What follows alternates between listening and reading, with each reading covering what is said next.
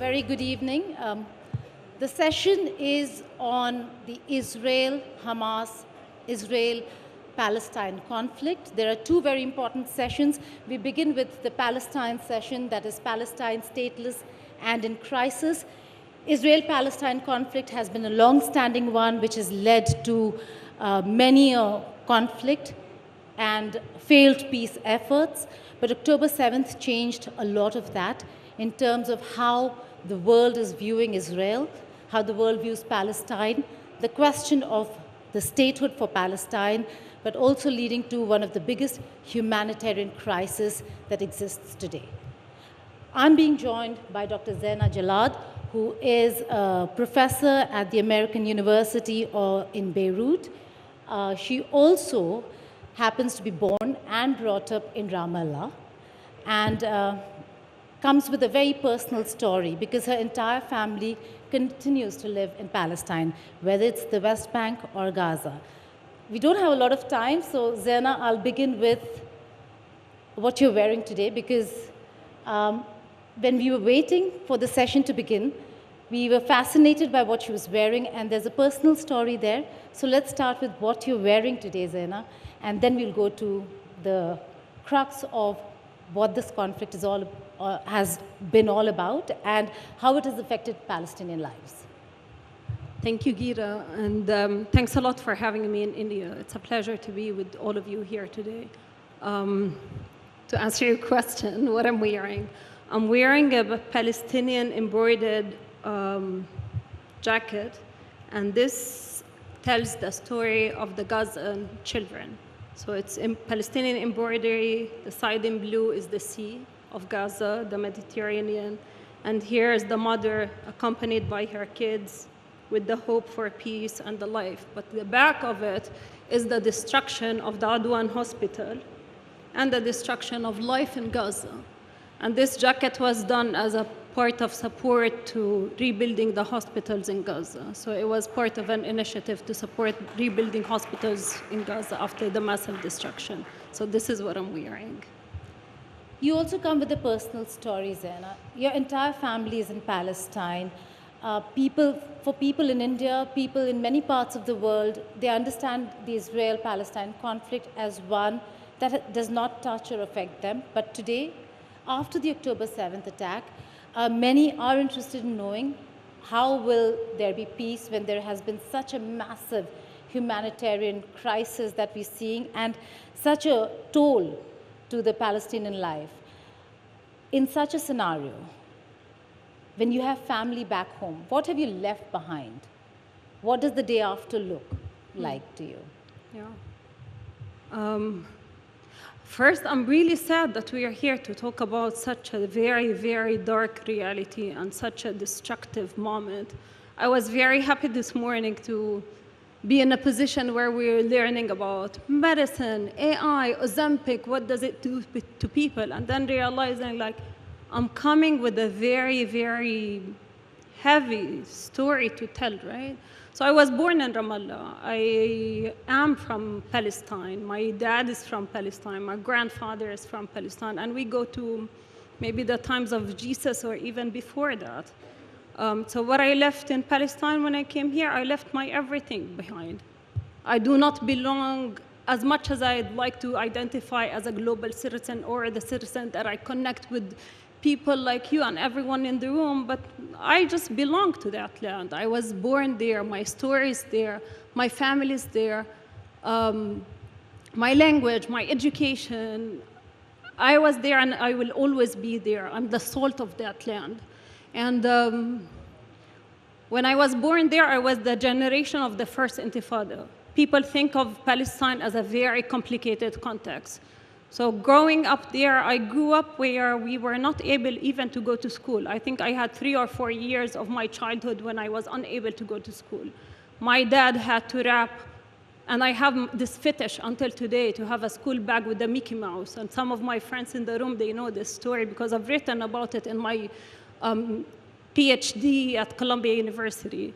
So I grew up not going to a regular school. I was in the seminary, hiding, and my dad would need to wrap my textbooks in plastic garbage bags to show as if he was sending garbage to the bin instead of sending a child to a school without knowing this child would come back or not. So this is the kind of childhood that I had. Determination for education, at the same time, hope for life, hope for a better future, while growing up in a place that is so precarious, so unknown, filled with violence. I had checkpoints growing up to go from one place to another. My mother was tortured at a checkpoint for more than 12 hours, and she lost her life the day after.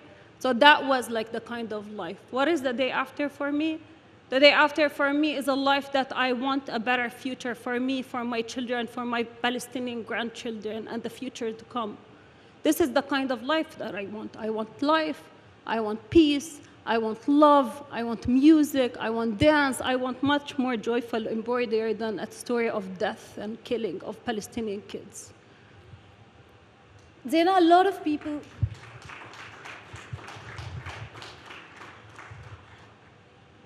of people say, and there is a lot of blame that you attribute to politicians. There have been so many failed efforts of peace. But there still was conversation. Today, we have Donald Trump as the President of the United States of America, and a lot has changed. We were just showing visuals of Gaza before and after. And you know how this is how Gaza looks today. Certainly not a part of your memory, because never has Gaza looked like this, ever, through your childhood. And there's an entire generation in Gaza that does not understand what really happened to them, those kids. But I ask you this, there is a plan that Trump has put in place, a Riviera. What does it really mean? As somebody, as an expert who knows what Gaza means to the West, what does Gaza mean to the West? Is it just a beachfront? I find this very troubling video behind. Like, this is like the very, very manifestation of a stereotyping, profiling. Let's paint Palestinians as people that are barbaric, people that are dehumanized in every sense, people who look different, who feel different, who speak different.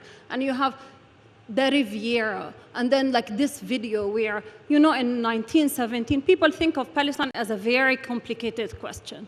1917, a British Balfour, James Balfour, gave a promise based on the view of the government of Britain at the time to establish a national home for the Jewish people, right?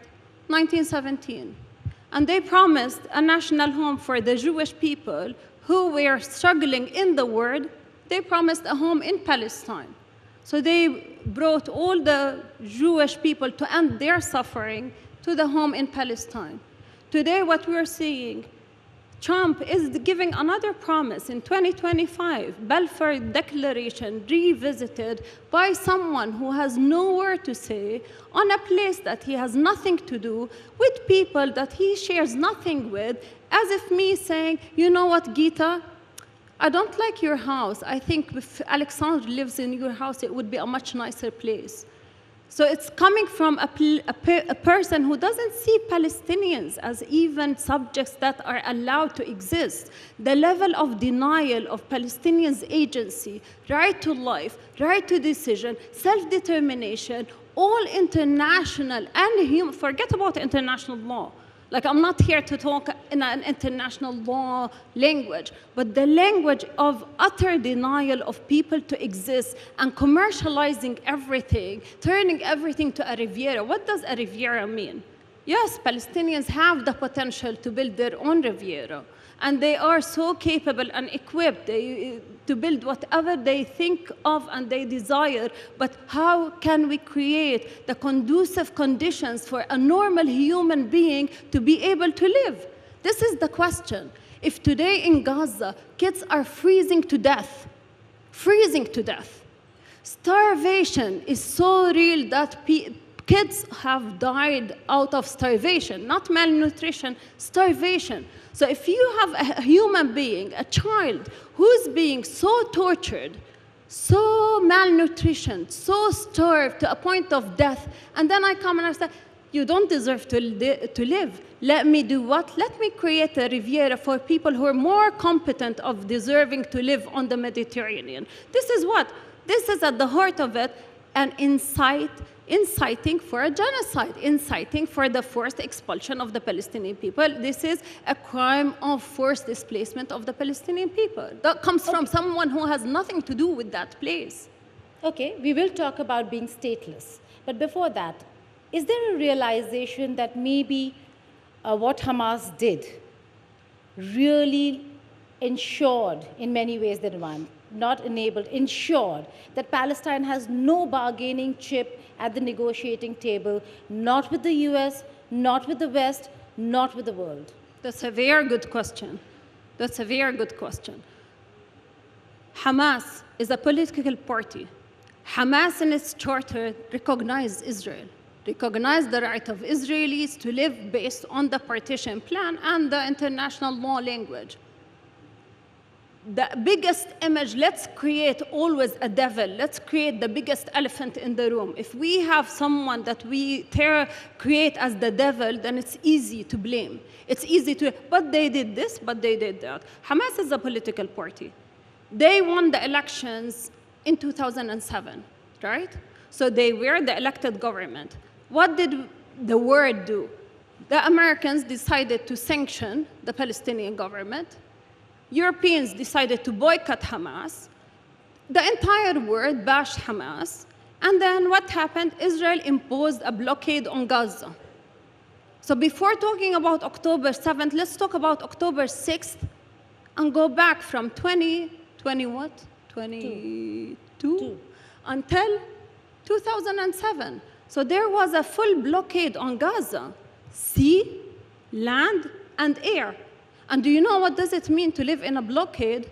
I'll give you an idea of what a blockade was in Gaza. So Israel, when it imposed its full siege on Gaza, it created what became known as the world's biggest open-air prison. Meaning what? No import, no export, no humanitarian aid, no access to the sea, no access via land, and no access via what? Sea, land, and air. And what did they do? They created a list for humanitarian aid. What is allowed to enter as a humanitarian aid and what is allowed to exit as a humanitarian aid. Can I give you examples of what was on the list? So the list classified items as essential, necessary, and luxury. Chocolate was on the list of banned items into Gaza because it was luxury. Wedding dresses was banned because they were luxury. IV syringes, MRI machines, chemo. What goes on the necessary also? Coriander, cloves, cardamom. And what was also on the list? Pasta and ketchup. It took from 2007 until 2010 when at the time it was Senator John Kerry. He came to Gaza and he was shocked to come to his hearing that pasta was banned for security reasons.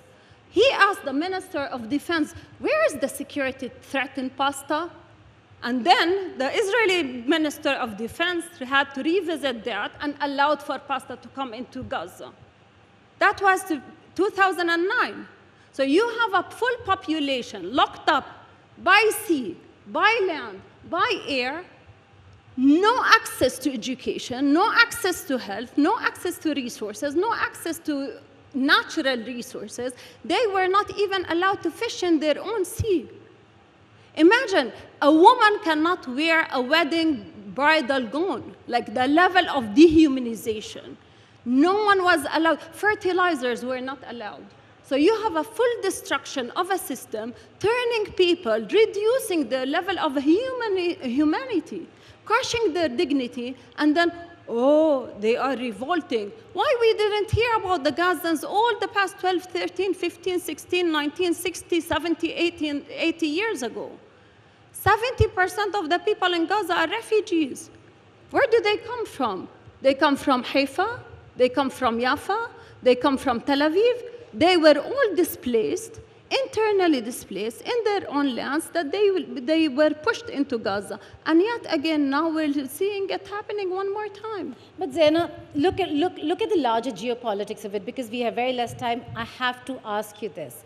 Israel comes with a lot of support and backing. Israel has the United States of America. Israel has the backing of Europe. When they say that they are under threat, and they are, it is an existential threat for a very small country such as Israel as well. Where is the Arab world for Palestine? Where have they stood? What have they done? Apart from the words that we see post October 7th, what have they really done to resolve the Palestine question? I'm not sure about the existential threat. Israel exists. Israel has free market economy deals with the EU. Israel is represented in Eurovision. The creation of Israel was the product of the wrongdoings of the West. Israel was never created on the shoulders of guilt and blood and wrongdoing of the Muslim world or the Arab world or the Palestinian nation. Israel is not faced with any existential threat. Look at its economy. What is the minimum wage in Israel? $1,500 something dollars? Which threat we're talking about? There is a strategy to bring the majoration of the Jewish people. Anyone, any Jew from Ethiopia, from Russia, from Ukraine, from Brooklyn is welcome to be a citizen without defining in the constitution who is a Jew. Until today, there's no constitution in Israel. There are no borders for Israel. And there is no definition for who qualifies as a Jew, because the strategy is the majoration of the Jewish population. So you have more people, one ethnic group in one land, while minorizing Arabs and denying their existence as Palestinians. So Israel is not at a threat. Existential threat, it's like the biggest fear. Again, we need to say, oh, Israel is that. No, Palestinians, they recognize Israel. They recognize its right to exist. It's a fact. The entire world is recognizing it's a fact. The recognition of Israel in the United Nations in 1949, it was a contingent recognition based on the implementation of the resolution 194, which is the right of return of the Palestinian people. If the membership, the creation of Israel was made by international law and the international community based on a contingent condition of the return of the Palestinian people, I do not see Israel is at a threat. There's no existential threat. The existential threat is the strangulation and the extermination of the Palestinian people. This is what we're seeing. Arabs, what did Arabs do? Arabs, unfortunately, they have a lot to offer. And instead, what we're seeing is today, Israel is controlling a lot, They're controlling the lots of resources, lots of natural resources. They are advancing in tech, they are advancing, and with all of their support universally, they are the ones who are being so blatant and so capable of launching so many wars, of killing thousands and thousands and thousands of children, and no one is saying no. In all this, where do you see a future for Palestine? Because, again, I'm repeating it. Palestine and Gazans have no bargaining chip. Trump has put an ultimatum. He's already said that should you not release the hostages, that Gaza will be wiped off the planet, which means a large part of the Palestinians as well, not just the land.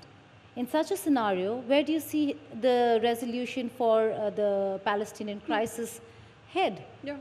And he said also, not only that, he continued it by saying, the ones who hold bodies, they are sick and twisted, right? And you know, Israel holds like more than thousands of Palestinian corpses, including 59 kids. Like they kill the kids and they continue to hold their bodies, right?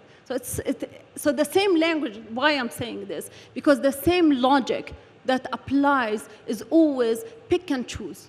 Pick and choose. International law works here, so let's apply international law here. But Zeina, Trump has picked a side. Trump has picked a side. You need to tell me, how will there be a solution to the Palestine crisis? The solution for Palestine is simple.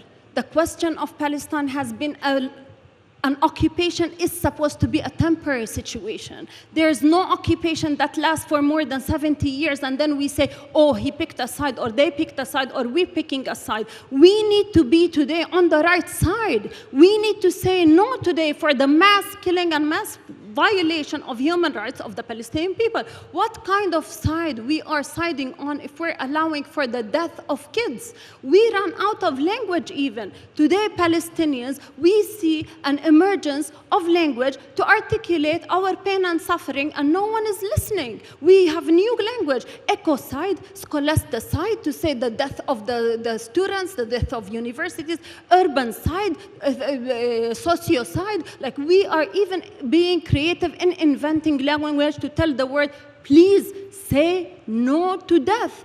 Please sanction Israel. Please freeze membership.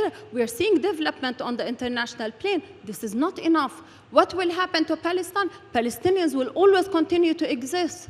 Palestinians, if we're saying you have no right to international law, you have no right to self-determination, what are we saying to this world?